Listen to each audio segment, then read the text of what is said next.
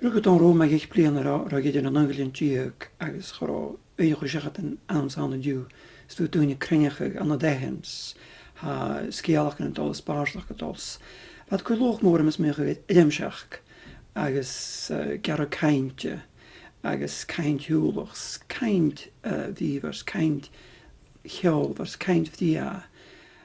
Ach gat a bheith uim son chu as a réisnach an a báirstas an náisneach tíoch mar bhar Dhòmhnaill bheith teaghlach an bheith sáirte son báirstach na son scéalach tíoch mar bheith duine an bheith maith clachaíach na súsneach na mama bhéoichin agus hamas mé go le sé go leá go don Ruadh mach go dúid tágan na buin a bheith a thuh bheathair.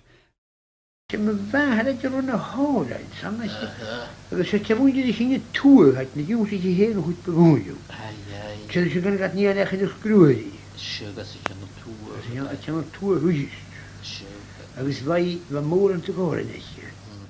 A bheith pípaid an sa dúlas, wat an héna pípa is na gan sé cuideach. Agus bheith báirsteach sa dúlas ag cuideach. Ag an nám har cín sé gin croáhaid. Greit daine cair soch go samach ban daine mógáil imimeché ach grá úhóric an lévus grá léhá léhú na béla a rúd nach búlach op an slín bheit sin ag duine nach dú mór an scarh.